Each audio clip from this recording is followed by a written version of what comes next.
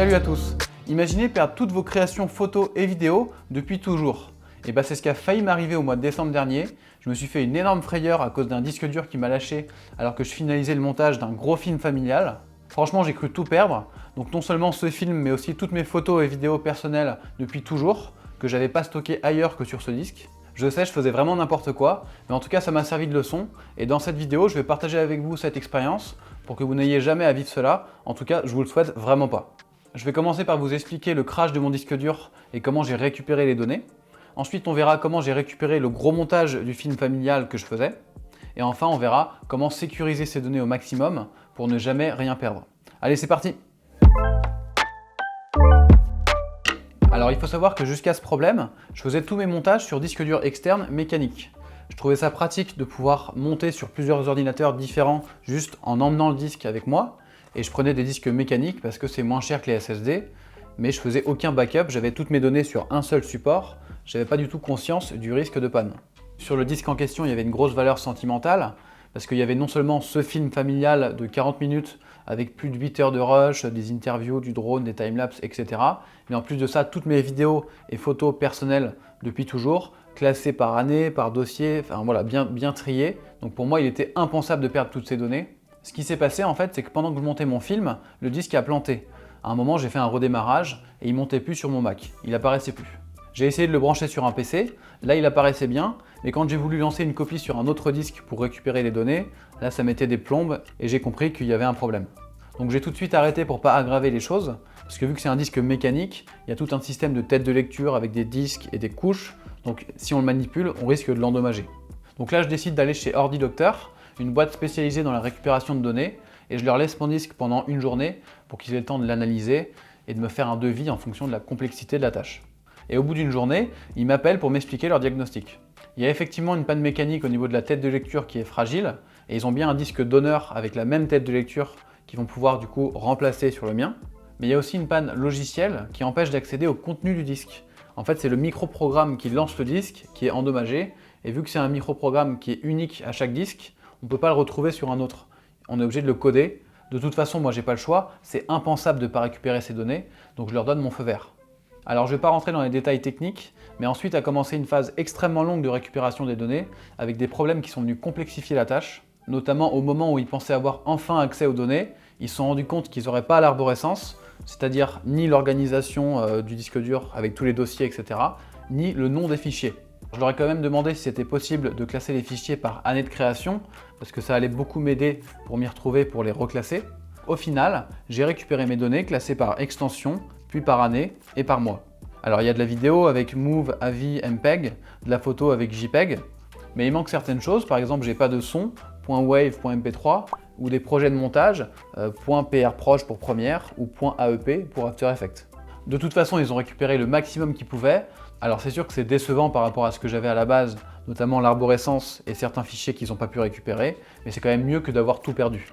Je voudrais saluer le sérieux et le professionnalisme d'OrdiDoctor. Ça a quand même duré un mois et ils m'ont régulièrement tenu au courant de l'avancée, des problèmes rencontrés avec une grande transparence. Ils m'ont même appelé le 31 décembre et le 1er janvier, donc je vous les recommande vraiment, ils sont très à l'écoute et très pros.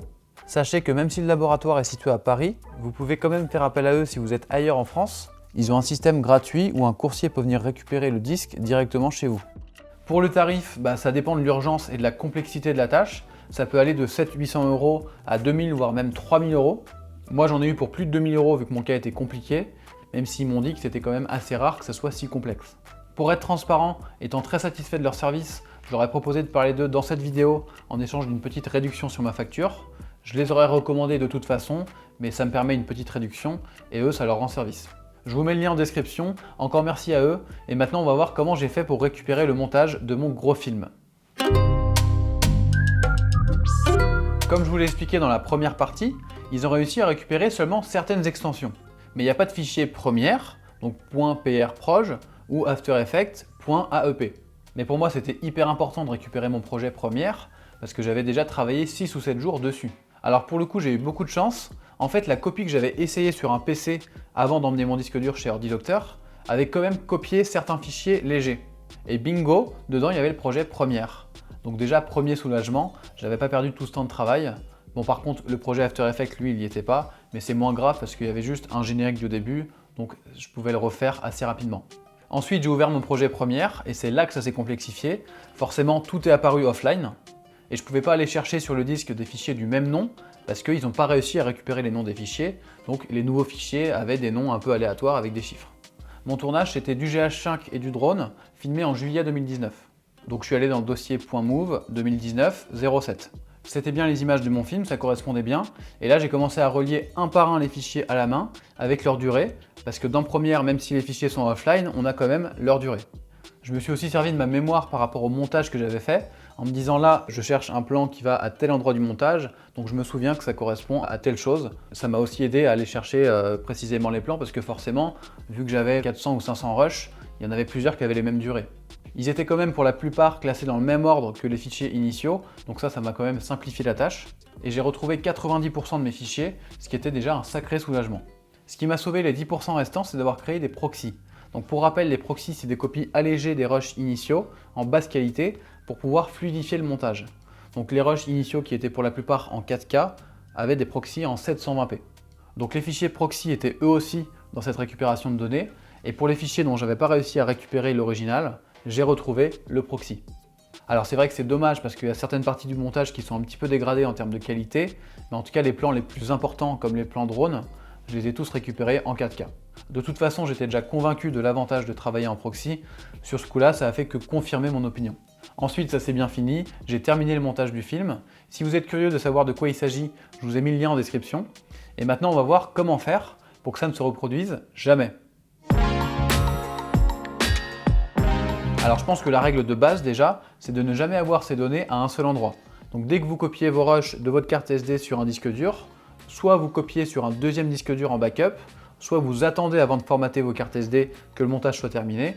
Mais bon, ça sous-entend que le montage est fait quand même rapidement. Ensuite, pour ce qui est du montage, je vous conseille de travailler sur un SSD parce qu'il sera plus performant, plus stable et ça sera plus rapide aussi pour les transferts de données.